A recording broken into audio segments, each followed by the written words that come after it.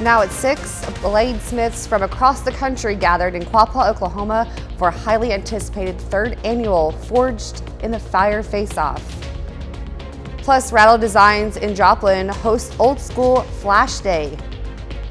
And the Jasper County Sheriff's Office hosts Safety Day. We'll tell you more. The 4 states' most watched news starts now. Thanks for joining us. I'm Carrie Worthen. Missouri State Highway Patrol released details regarding a 10-vehicle collision Friday afternoon on I-44 that claimed the life of a Neosho, Missouri man.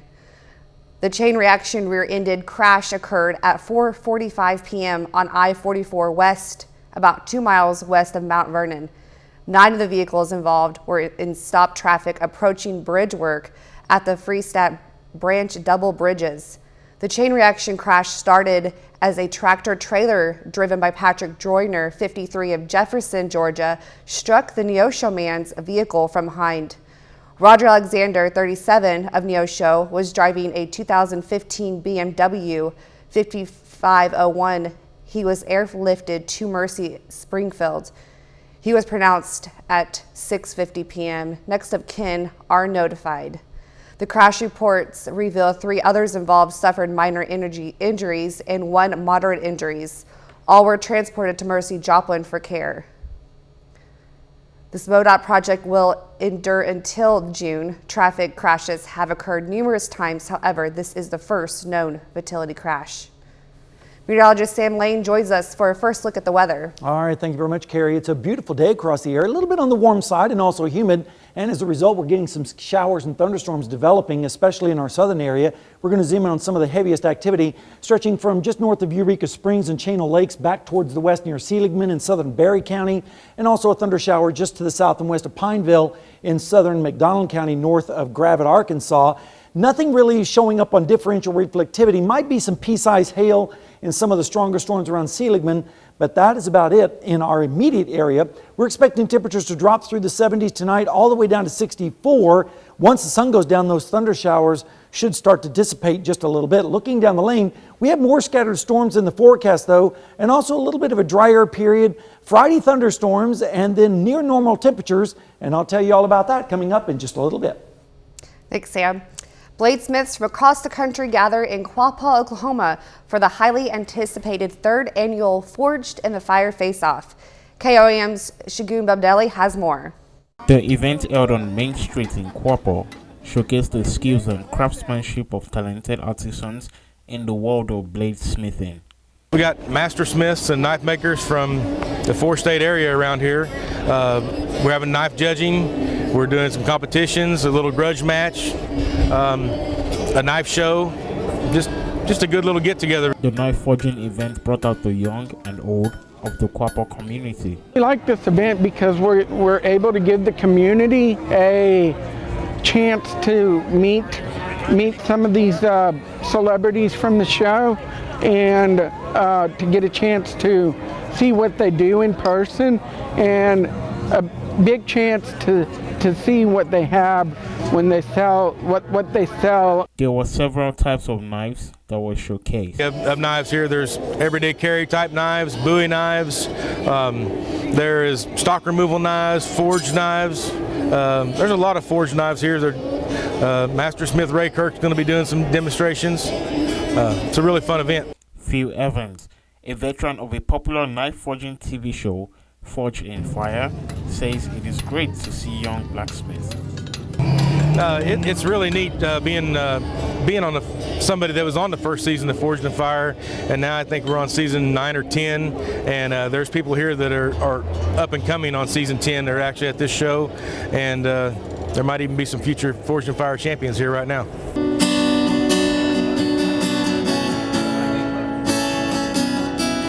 In Quapaw, Shagun Babdeli, KOAM News.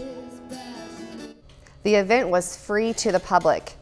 Rattle Designs in Joplin hosts Old School Flash Day. This event is to celebrate and appreciate the style of American traditional tattoos that reaches back to the birth of Western tattooing. Coffee and tacos were available while waiting to get a little chunk of tattoo history. So it's kind of a celebration of the style as well. American traditional, it's part of these guys' culture, and it's the first thing that they really learned. It's the first technique that they learned. So it's kind of nostalgic for them as well, and cool for them to be able to stretch that out again. You can see more on this style of tattooing. Just go to our website at KOAMnewsnow.com. Carthage, Missouri's water and electric plant hosts a 5K and 1 mile fun run and walk in honoring of Drinking Water Week. This week brings awareness to Carthage community about the benefits of tap water, that a safe, reliable water supply is crucial to the success of any community. The event is given a unique opportunity for the water professionals and the community as they join together to recognize the important role water plays in our daily lives. And this run is to bring awareness to Water for People, which is an organization that exists to promote the development of high quality drinking water and sanitation services to those all over the world.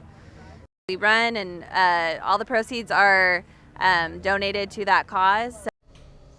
Like she said, all proceeds from the event are going to the nonprofit Water for People. They help water quality and sanitation across 9 countries. The Jasper County Sheriff's Office hosts Safety Day. The Family Fun Day brings awareness to what the men and women do to protect the community.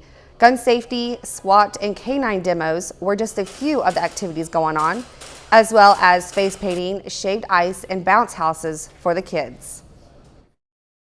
Last day and the graduation for the academy. Basically, it's an opportunity for people to, for one day a week, come in and kind of get a little better understanding of what it is that we do at the Sheriff's Office. They get to take a tour of the jail, they get to shoot some firearms, they get some demonstrations from detectives and patrol units and things like that.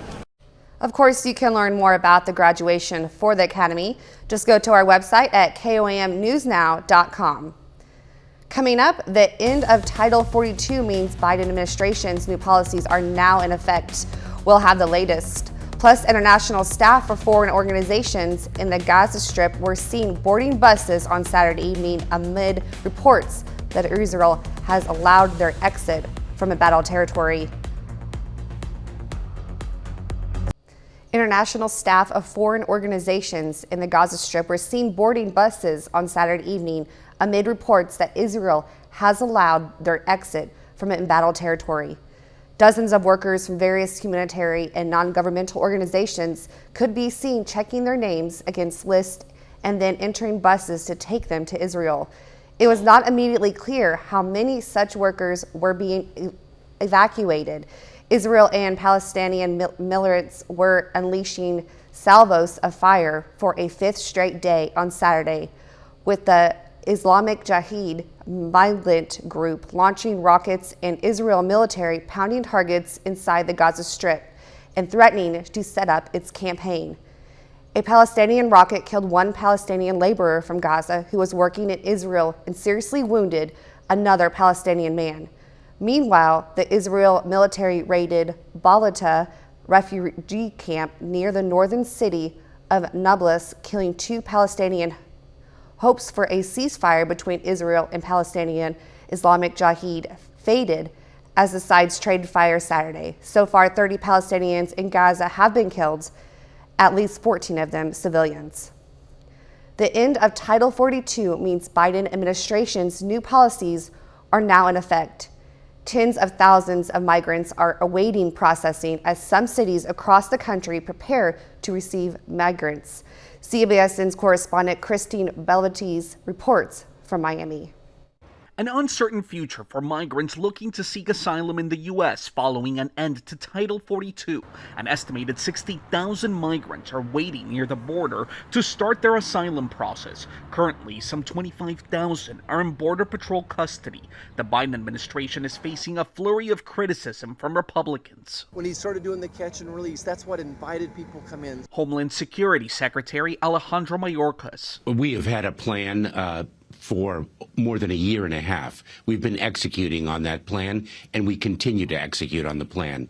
We knew the transition from the Public Health Authority of Title 42, as we transition to our traditional immigration authorities, was going to be tough. Across the country, some cities are preparing for an influx of asylum seekers. In Brownsville, Texas, vacant school buildings will be used to process the migrants. In El Paso, a state of emergency is in effect, and buses are bringing in the migrants to a processing center.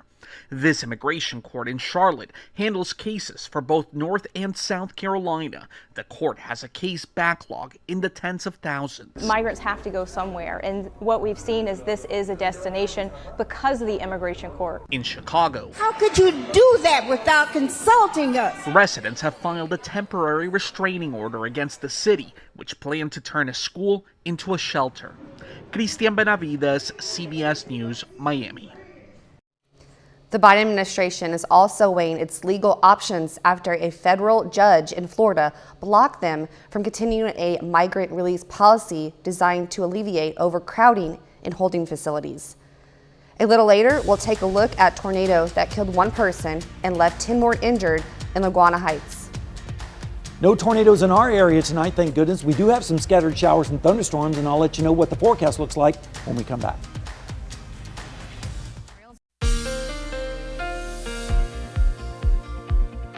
Well, it's been a couple of busy few days the last few days here in the 4 states with lots of thunderstorms, severe weather, especially in the nighttime hours.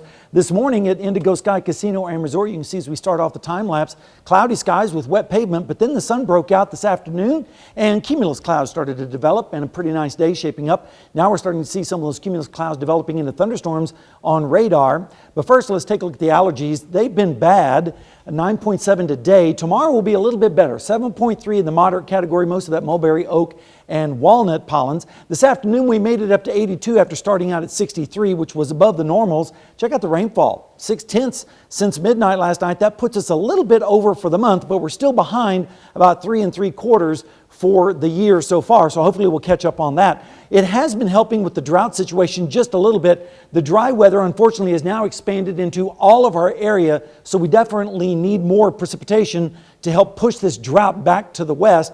And we're going to see some more scattered showers over the next couple of days. Rainfall amounts have been generous across the parts of the area that need it the most, which is southeastern Kansas. Some places picking up 3-4 inches of rain in a very short period of time, so I don't think they're going to be complaining about that. Right now on radar, as you look over the last few hours, you can see more scattered showers and storms developing mainly down to the south in northwest Arkansas and in the southern portion of our viewing area. Zooming in a little bit closer, you can see them stretching from just near Branson over to Cassville, near Seligman, also one cell near Pineville, and also some just south of Jay right now.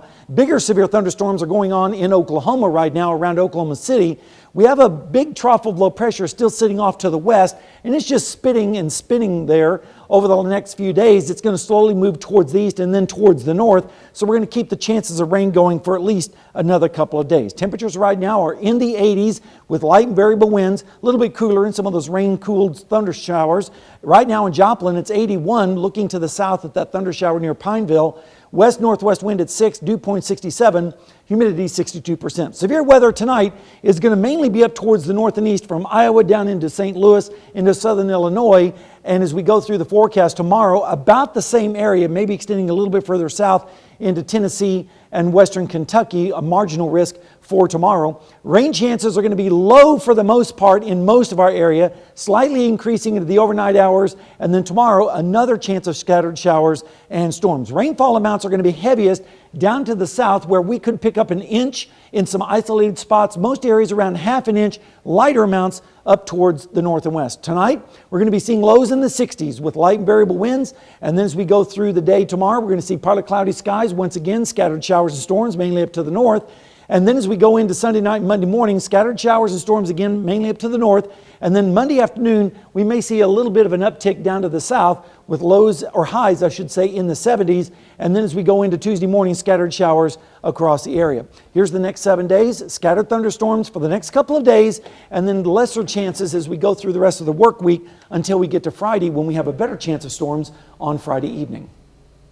I'm liking the temperatures, and Me we too. are needing the rain. So Absolutely. I'm okay with this. Uh-huh. All right, thank you, Sam.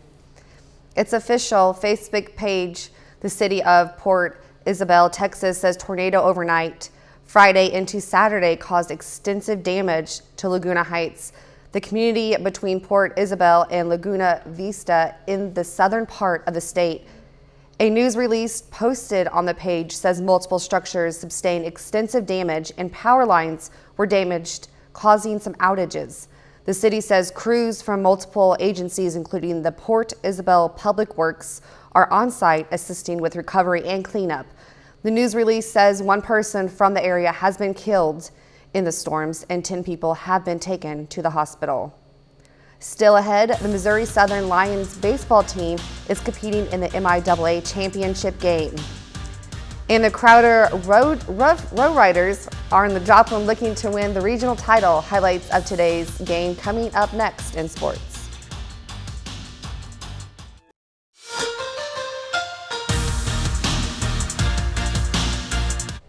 Well, the MIAA semifinals are underway in Warrensburg, Missouri. Yesterday, Missouri Southern Lions eliminated their rivals, Pittsburgh State. Lions come into today only one win away from advancing to the MIAA championship game.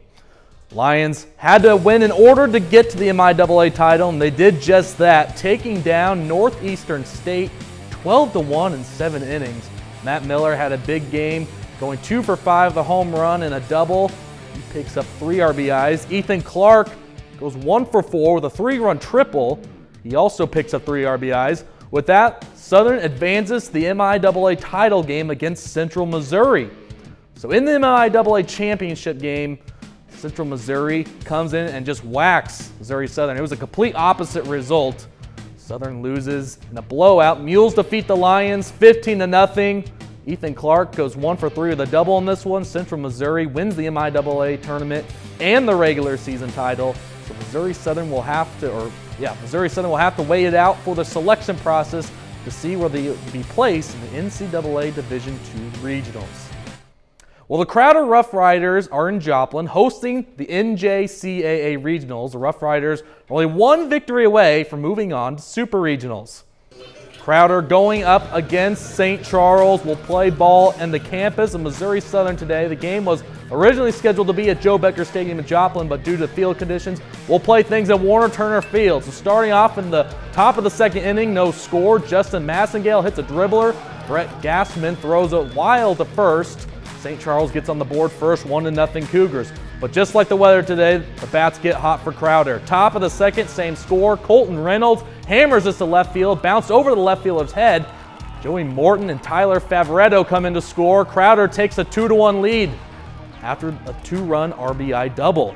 So to the bottom of the third now, same score. Joe Reed at the plate drives one deep to center field, and see you later. Reed is fired up after a 3-run home run. Rough Riders go up 5-2. This game is still in progress at the moment. Crowder is up 12-2 in the 7th inning. We'll get an update of the final score tonight at 10.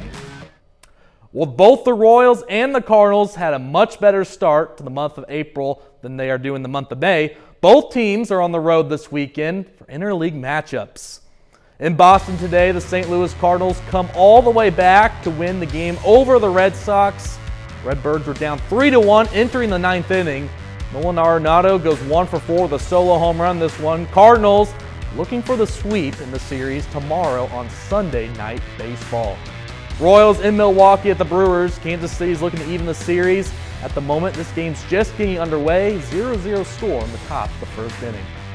That'll be it with sports. We'll be back after this. All right, Sam, tell us what this weekend holds. Well, we have a few showers out there right now. Well, let's look at the forecast first, I guess. Scattered showers and storms today and again tomorrow. Lesser chances as we go through the week, and then better chance of storms on Friday, drier the week after that. Well, Missouri Southern fans, if you're wondering why there's no softball highlights, the Lions lost their doubleheader last night. So today, Rogers State and Southern Arkansas finish out on the Lions field. Southern Arkansas will be moving on next week. But great season by the Missouri Southern Lions softball team. Terrific season. They were outstanding all the way through. All right, thank you. That's our time for now. Thanks for making us a part of your night.